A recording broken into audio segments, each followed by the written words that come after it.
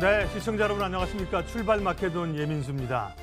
몇 가지 이슈가 간밤에 있었죠. 영국이 브렉시트 의회 표결, 브렉시트안에 대한 의회 표결을 연기했습니다. 결국은 뭐 지금에서는 승산이 없다는 메이 총리의 판단 때문일 텐데요.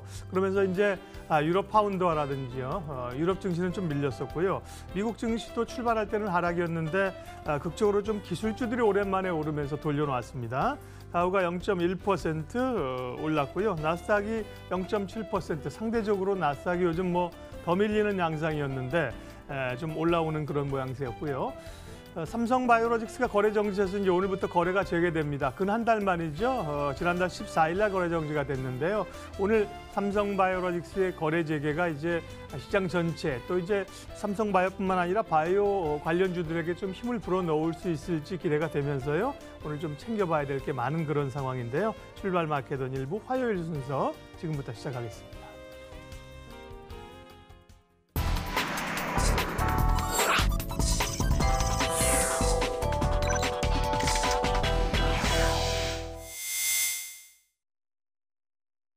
네, 첫 코너 장용혁의 마켓 시그널. 오늘도 한국투자증권 이프렌즈예요. 장용혁 팀장님과 함께 시장에 대한 날카로운 시각들 들어보도록 하겠습니다. 팀장님 어서 오십시오. 네, 안녕하세요. 예, 미중 간의 이제 줄다리기는 계속되는 것 같고요. 예, 뭐 중국이 또 이제 여러 가지 카드를 가지고 압박하면서 애플도 또 뭐 압박하면서 좀 밀렸고 이렇게 줄다리기는 되고 있는 상황이고 국내 증시는 유탄을 좀 맞고 있는 상황인데 오늘은 또 삼성바이오로직스가 거래가 재개된다는 얘기도 있습니다. 네. 예, 시장 어떻게 봐야 될까요? 네, 일단 하웨이 건드리고 나서 시장이 좀 많이 어려워진 것 같아요. 예. 네.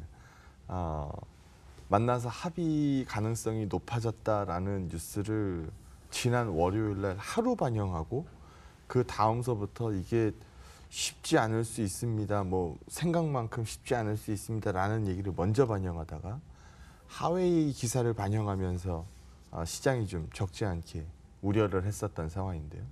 특히 어제 미국 장 초반에 나왔었던 중국에서 아이폰 판매 금지 얘기를 반영할 때는 뭐 다우지수가 500피 이상 밀리고 있었으니까요. 어제도 잠들기 전까지는 시장이 굉장히 좀 그렇죠. 어려웠었는데요. 퀄컴이 특허 치맵 예비 판정 내려졌었던 부분을 인정해 준 겁니다. 그러니까 시장에서는 퀄컴이 특허 침해 받았다라고 얘기한 부분에 대해서 중국이 인정했구나 이렇게 받아들이는 게 아니고 하웨이에 보복하기 위한 미국을 애플을 압박했구나 네. 이렇게 해석을 한 거고 그런 부분들이 시장에서 적지 않은 부담을 남겼었는데요.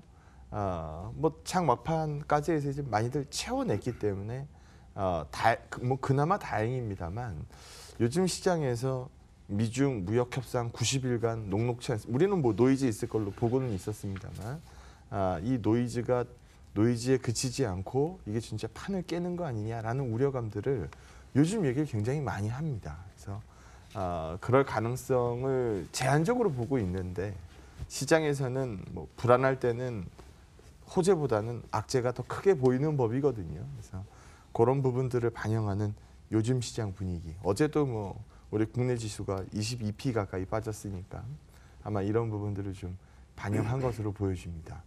페이지 한번 보시면은요. 네. 이게 non commercial이니까 이 비상업적 포지션, 즉 투기적 포지션을 보여주는 겁니다. 제가 2페이지 보여드릴 텐데요. 뭐 위에 기사 하나 실어놨어요.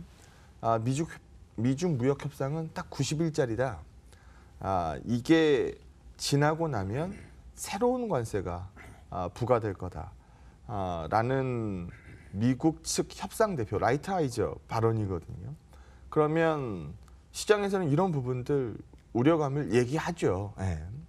이거는 말 그대로 안 됐을 때 이렇게 된다라는 건데 지금 협상 기간이 굉장히 많이 남아 있음에도 불구하고 미국 대표가 이런 얘기를 하는 거에 대한 시장의 불안감 뭐 분명히 존재합니다. 뭐 그런 부분들이 시장에 좀 영향을 미치고 있다라고 보시면 될 것 같은데요. 밑에 포지션 한번 보시면 말 그대로 투기적 포지션이거든요. non commercial이니까 롱값, 그러니까 즉 매수값, 선물 매수가 쌓여져 있는 부분들이 어떻게 움직이고 있느냐라는 부분을 보여주고 있는 겁니다. 먼저 유가입니다. 유가는 사실 어려운 와중에서도 올랐었던 거는 공급 불안에 대한 이슈가 반영이 되고 있었는데요. 요즘 뭐 우리 아무도 공급 불안에 대해서 얘기 안 하죠. 오히려 미중 무역 협상 결렬이 경기에 압박을 줄 거고, 경기에 압박을 주면 상품은 누가 갖다 쓰나요? 라는 이 등식이 성립되면서 최근 더 빠른 속도로 투기적 포지션이 청산되고 있는 모습을 보여줍니다.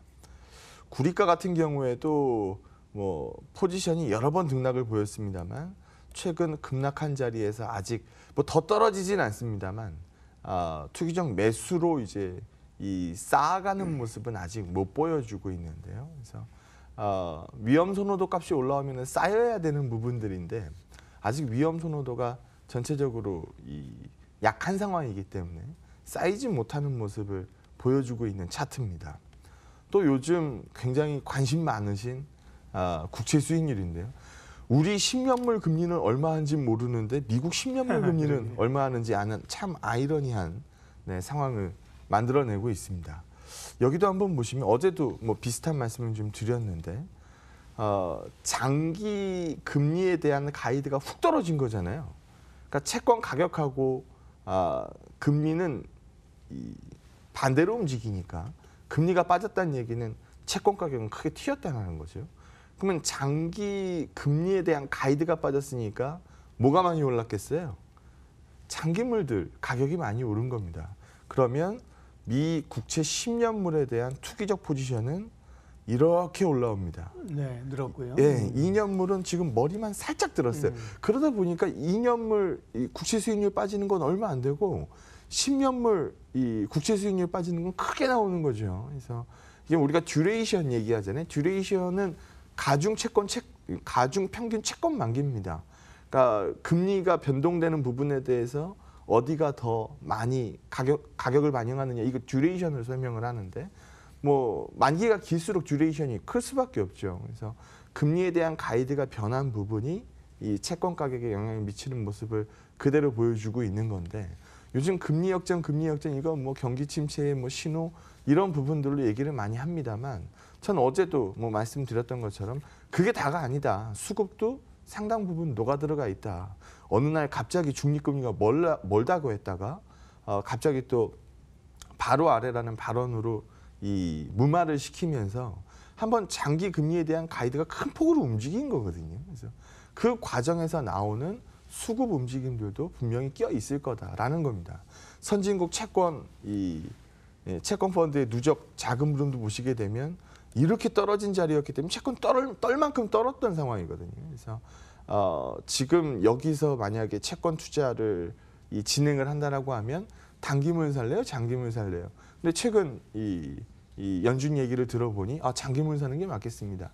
라는 쪽으로 상당 부분 움직임이 좀 흘렀다라는 거죠. 그래서 아마 이런 부분들도 투기적 포지션, 이건 채권 가격이 오른다는 얘기는 안전자산 선호 쪽으로 붙었다는 얘기니까 이런 부분들이 아마 시장에서 좀 위험자산 선호를 억누르고 있었던 부분들이 아닌가 싶은 생각이 좀 듭니다. 그런데 여기서 보시는 것처럼 저는 이러다가 12월 달 FOMC에서 점도표 하향 안 나오면 어쩌나라는 고민이 될 정도로 요즘 점도표 하향에 대해서 연일 말씀을 드리고 있는데요. 연준이 마이웨이를 외치기에는 이미 많이 이 시각이 누그러졌거든요. 예전 같으면 연준의 마이웨이가 이 시장에 발표가 될 가능성들이 상당 부분 있었습니다만, 요즘 연준 의장 코멘트 가만 들어보면은 회피하거나 이런 식의 발언들이 많아서 마이웨이를 부를 가능성은 상당히 좀 제한적으로 보입니다. 그러면 시장이 반영하고 있는 값을 연준이 녹여줄 가능성도 상당 부분 존재한다라는 거거든요. 그래서 여기 보시게 되면 2019년도 3회 이상 지금 현재 점도표에 박혀 있는 3회 인상이 될 확률이 얼마나 됩니까? 라는 부분인데요. 1개월 전에는 여기서 보시는 것처럼 말 그대로 점도표니까 연준 위원들이 이렇게 금리를 움직이겠다라고 점을 찍어 놓은 거니까 60% 이상 반영을 하고 있었습니다. 근데 지금은요. 3회 이상 지금 현재 점도표가 유지될 가능성에 배팅되고 있는 건 20%가 조금 넘습니다. 그래서 시장에서는 이미 점도표가 하향 조정될 겁니다라는 부분을 반영하고 있는 모습이다라고 보시면 될 것 같고요. 지금 가능성 제일 높은 거는 1회입니다. 1회 이하니까 한 번도 안 올린다는 사실 과한 예측이고 한 번 인상이 가장 맞지 않겠습니까? 그럼 내년에 금리 인상 한 번 나온다는 얘기거든요. 그래서 이런 부분들은 또 이 두 가지 해석이 존재할 수 있는데 거봐 경기 안 좋으니까 금리 못 올리잖아라고 읽는 시각, 요즘 시각이고요. 조금 더 긍정적인 해석을 한다라고 하면 연준이 경기를 더 옥죄할 수 있는 위험이 있었는데 그 위험은 감소합니다라고 읽을 수도 있습니다. 그래서 후자를 읽었을 경우에는 위험자산 선호도에 또 긍정적 영향을 미치겠죠. 그래서 그런 부분들 같이 좀 섞어서 읽으시면 좋을 것 같고요. 우리 대한민국 금리도 마찬가지예요. 지금 여기서 보시는 것처럼 한국도 10년물과 이 지금 3년물 국채 수익률의 이 갭인 이 스프레드가 네. 여기서 보시는 것처럼 떨궈지고 있습니다. 근데 과거에도 보게 되면 국채 수익률 빠지는 구간, 이것 말 그대로 경기에 대한 자신감이 떨어지는 구간들이거든요. 이런 구간들 보게 되면은 지수가 별 재미가 없죠. 박스 피해 맴도는 이 모습들을 많이 보였기 때문에 요즘 보여주고 있는 이 움직임도 시장에 긍정적이진 않았을 거예요. 근데 우리 한번 얘기해 보죠. 역전될 가능성은 없거든요. 그럼 역전될 가능성이 없다라고 하면은 남아있는 이 룸값은 얼마 안 된다는 겁니다. 그래서 지금 현재는 부진하게 반영했지만 반전에 대한 기대를 놓을 수도 없는 시점입니다라고 읽으시면 될 것 같고요. 당장 우리가 목요일 날 반영해야 될 부분인데요. 미국의 물가 데이터. 유가가 빠졌으니까 당연히 물가에 대한 부담이 떨어질 거고 이게 12월 FOMC보다 먼저 나오는 이슈거든요. 그래서 이걸 반영하면 12월 FOMC의 기대값이 좀 높아질 것 같습니다. 요즘 시장 어려웠었던 거 상당 부분 뭐 하웨이가 어쩌고 저쩌고 이 얘기로 뭐 미중 무역 전쟁이 다시 또 점이 가경으로 흘러갑니다. 이런 뉴스들이 상당 부분 지배를 했다라고 보여지는데 그런 뉴스들 뭐 반영할 만큼 반영한 거고 그거를 제외하고 나서는 사실 나쁜 뉴스 그다지 많이 보이지 않는데 좋은 핑계였던 것 같아요. 국채 수익률 역전, 그러니까 금리 역전이 경기 침체 이전에 나옵니다라는 이 좋은 이 핑계거리가 요즘 조정을 말하는 시장의 좋은 재료로 쓰였던 것 같습니다. 그래서 너무 과도한 우려까지 반영한 시장이라면 다음 구간은 반등 기대감 아니겠습니까? 그래서 그 시각으로 있는 게 맞아 보입니다.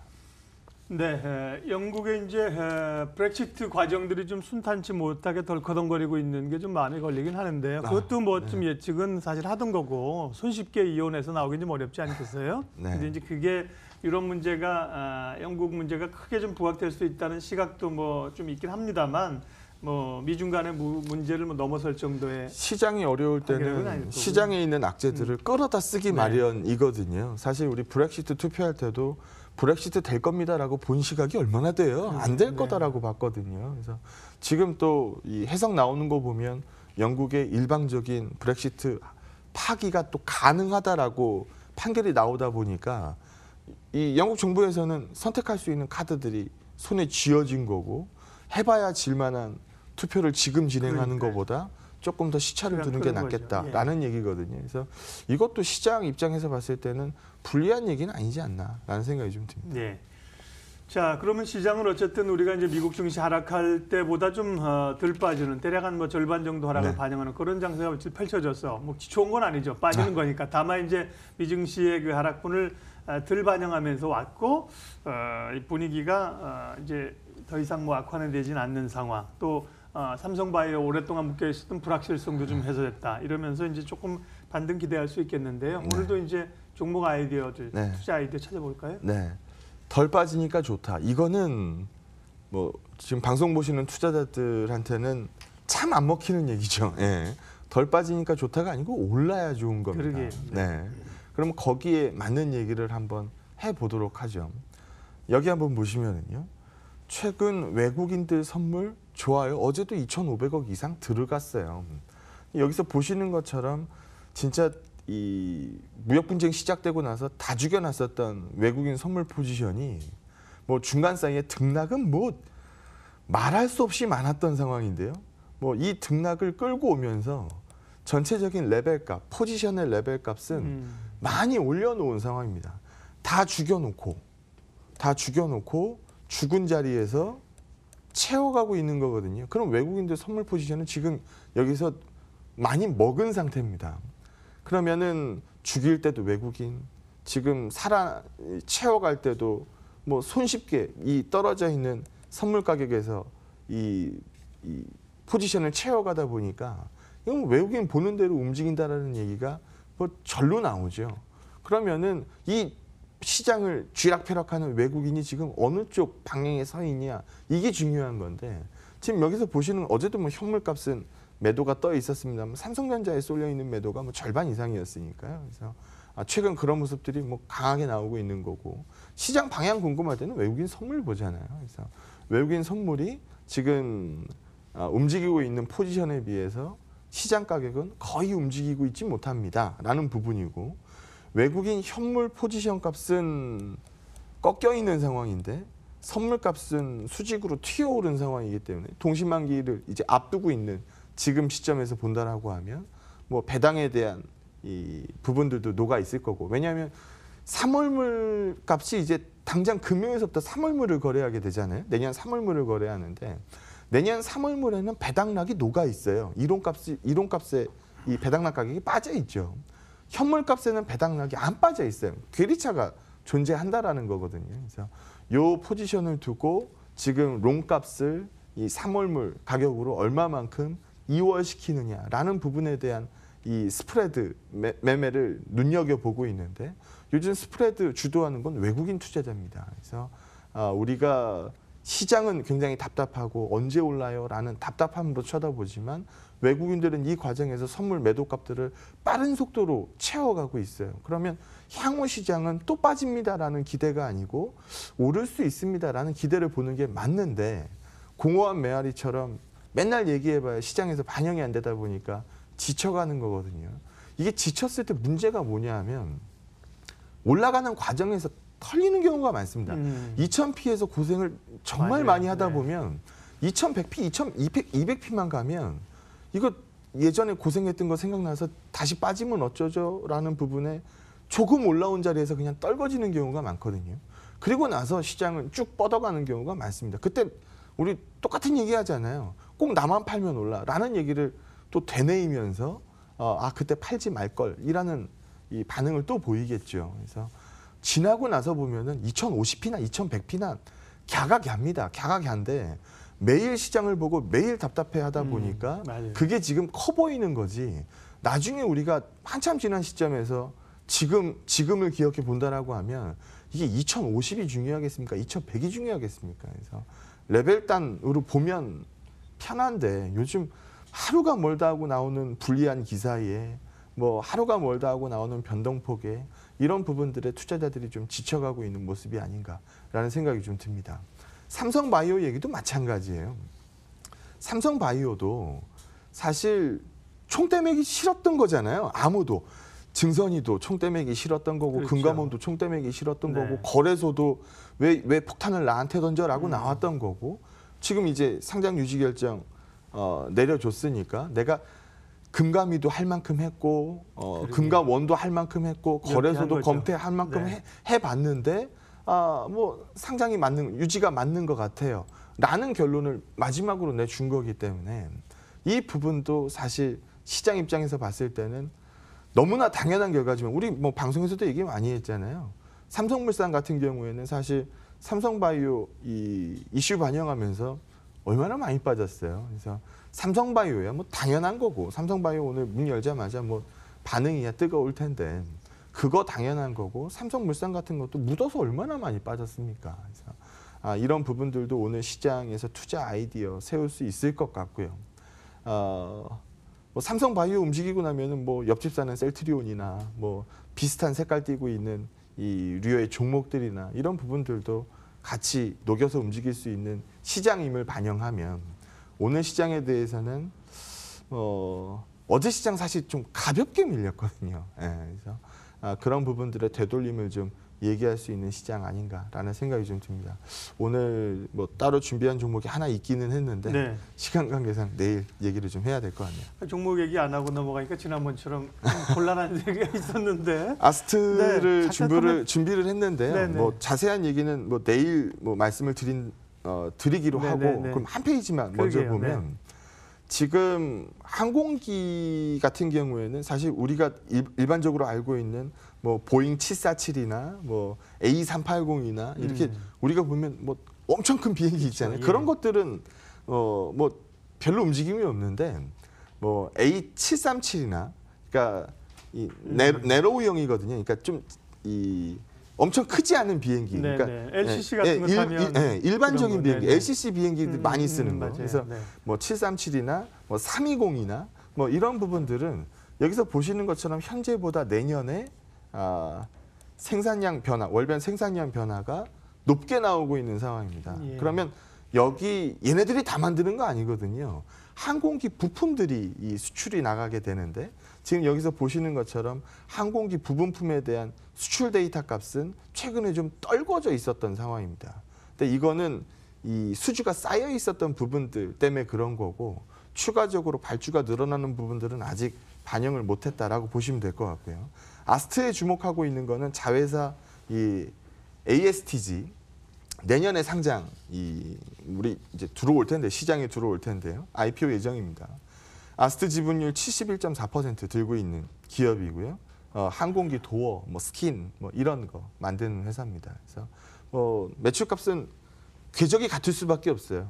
근데 이제까지는 아스트가 들고 있었지만 시장에다 IPO를 하면은 시장에 있는 돈을 아스트가 빨아들이게 되니까 그래서 실적이 좋아지는 데다가 자회사 상장 기대감까지 반영할 수 있는 아스트. 최근에 시장 어려워지면서 좀 묻어서 빠졌거든요. 네. 네, 지난번에 1,200원에 방송 한번 하고 뭐 꽤 상승폭을 좀 10% 이상 늘렸다가 최근 분위기에서 자유롭지 않게 좀 밀려왔었던 상황이거든요. 그래서 좀 묻어 빠진 느낌이 강해서 뭐 내용을 좀 준비해 봤는데 자세한 데이터들은 네. 내일 시장에서 좀 더 말씀드리도록 하겠습니다.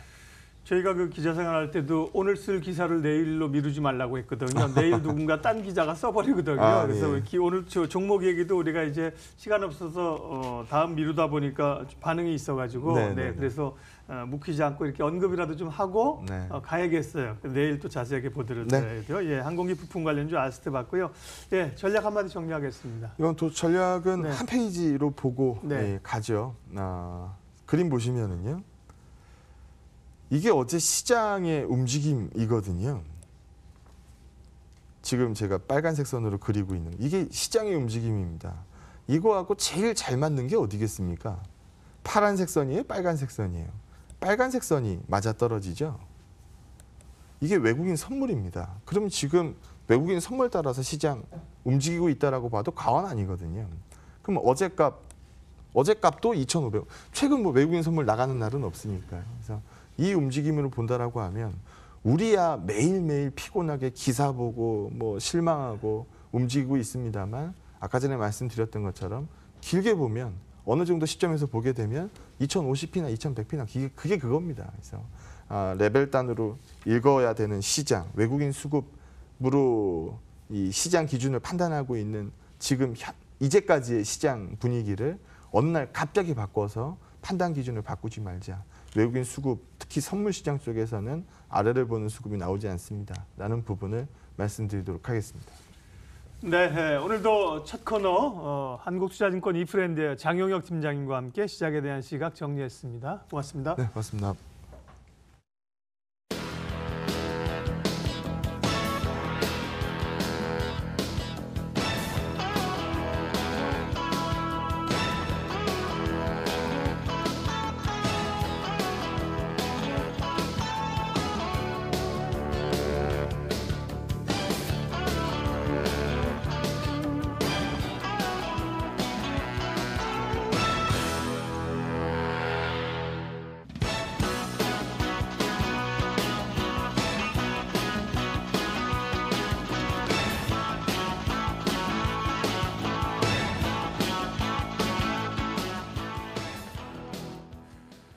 네, 7시 55분 지나고 있는 상황인데요. 오늘은 좀 특별한 코너를 마련했습니다. 기억하시는 분들 많으시겠지만 지난 9월에 저희가 한 주간 시간을 내서 샌드 타이거 샤크의 주식 투자 공부에 대해서 특강을 좀 들은 바가 있습니다. 강렬하게 좀 저도 인상이 남아 있는데요.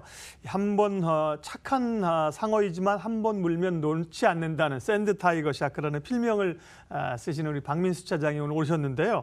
최근에 우리가 대북 관계라든지 뭐 이런 것과 함께 또 정치 테마주에 대한 관심도 꽤 있어서 정치 테마주에 대한 흐름 또 어떻게 대응해야 되는지 오늘 좀 준비를 해주셨다고 하는데 어떤 내용인지 함께 샌드 타이거 샤크를 만나보겠습니다.